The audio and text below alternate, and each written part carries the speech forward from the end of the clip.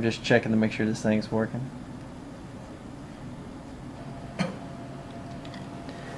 Okay, please, sir, would you give me your first name, middle initial, last name? Spell your last name for me. Curtis R. Belmont, B-E-L-L-M-O-N-T. And for you, sir? Carl W. Brown, B-R-O-W-N. Okay, the time for the interview is February the 9th, 2008, location 29 Palms, California, out in town.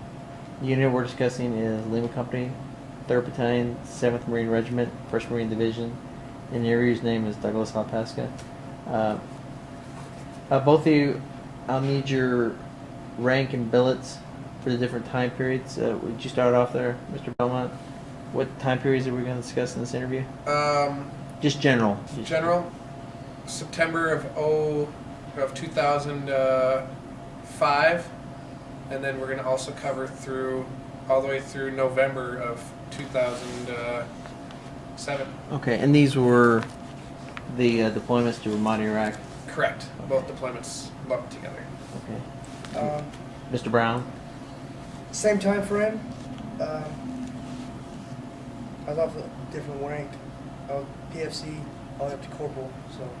So you're PFC during the first deployment? Yes, corporal I started off first 4 months. And what was your billet? You weren't an infantryman. I was the junior company radio operator for Lima Company, the first deployment, and the senior radio operator for Lima Company. Okay. All right. Okay, Mr. Belmont, I recall you were going to tell me during the first deployment to Ramadi about an incident involving an IED and a detachment of snipers. Yeah, one of my first memories of the first deployment to Ramadi was there was a rule set down. I don't know if it came down from higher than battalion, but I know as far as our battalion in Ramadi went, we couldn't have any less than 8 Marines out on the streets at one given time. And our sniper detachment only had 7 Marines in it, and they were attached to Lima Company when we first got there, and they needed one more. They wanted to go down further down south, down in what was actually enemy-owned territory, and they needed one more Marine to go with. So they, knowing my history with snipers, that I'd worked with them before, had helped them out in the past, they had asked me if I could go with, and I had no problem with it. I wanted to go with them again. So we went down. It was all basically a sniper-led mission. They decided, or they chose where they wanted to go. We ended up going down by this intersection of like Farouk and Central, I think is what it was. And what we did was we all loaded up in the Humvees and put all kinds of extra bodies in there too, so that way when we got down there, everyone, all the dismounts unloaded and went in, and we made it look like a raid on this house. Went in with white light, flashlights, and we were very overt about it, and all the rest of the Marines, like we cleared the house, made sure it was all clean and swept, and all the rest of the Marines, other than us 8, the 7 snipers and myself, everyone else left the building, and it looked very convincing as far as I'm concerned. They thought that nobody was left in that house again. All the Marines loaded back up in the trucks. We started taking our positions in the house. We initially didn't move at all. We took our security positions, dropped Marines throughout the house, and then didn't adjust anything until we wanted to wait and make sure that everything was secure, wait for the trucks to leave. Trucks did a U-turn nearby, and as soon as the last truck was out of range with the ice, I think, or the what was the other one? Warlock? The Warlock or the ice, whichever ECM they were using, electronic countermeasure. Oh, this was for the IEDs. Yeah, it's a radio or a frequency jammer for IEDs. Whenever that got out of range, there was an IED basically right at the front door of the building that we had just come into, and it blew up. And I remember it was pretty big. I think it sounded like about a 155 if I had to estimate. And I just remember a lot of dirt and debris falling down because I was out in the courtyard. And I had to kind of cover my head and make sure I didn't get hurt or anything. And then I think some of the junior snipers were a little shook up from it because they didn't, they're new at this, and the team leader was relatively inexperienced, and they were nervous. We didn't stay there for more than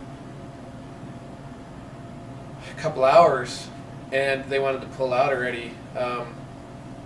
They thought maybe we were compromised or something. I think we could have handled it, but they felt that we had some weaknesses in our lines. There was places where if the enemy knew that we were in that building, that they could make entry on us in different parts where adjacent buildings touched, and we just couldn't secure the entire thing. So they felt that we needed to pull out. But prior to that, they weren't worried about it until after the ID. Well, we hadn't had a chance to look around. We really hadn't had a chance to really get a good feel for the building.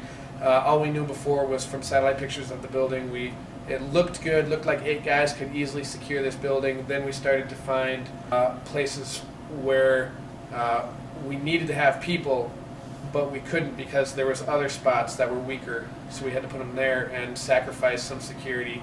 And they felt that we couldn't actually secure that building with eight Marines had an enemy force come after us. So we ended up getting extracted, but that was my very first memory of Ramadi 1, my first incidental memory. So the vehicles really just went a couple miles down the road and they ended up coming right. No, they went all the way back to the base. Geared down. They went to sleep and stuff. We stayed there maybe 2 hours, and then called for extract. Okay. Is anything else y'all want to discuss before we bring up Operation Bowie?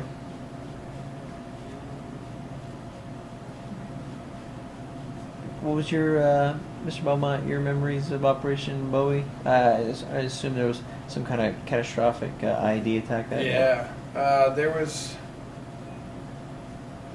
I was the third vehicle in maybe a 25 vehicle convoy. I was driving that Humvee, and it was loaded with. It was a high-back Humvee, loaded with water and logistical stuff. Was that normally your duties? No, I was basically just filling in.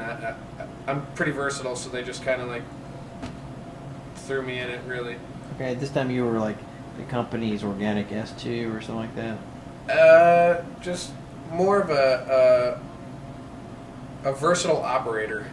I could do what the company needed as far as operating or S2 stuff, I guess. I was still learning. I didn't learn anything about S2 really until the 4th deployment. So, but I was more of basically I was just really versatile, and the company knew they could trust me and put me wherever they needed a body, that they needed something to get done. But I was in the third vehicle. We were driving down. We got down past that same area where I had just been, a few weeks prior during when that IED went off in the front at that front door. And we got down past, Farouk and Central, and the trucks. We were supposed to stop at an area where a big power line went overhead. And that was basically our terrain feature that, knew to stop at this basically intersection. And we were driving, and all of a sudden I saw the power lines go overhead, and we kept driving, and I wasn't real sure why we were still going. And then all of a sudden the trucks in front of me were going to start doing a U-turn. And right when they right when the trucks got off the pavement. The first truck got off the pavement. The second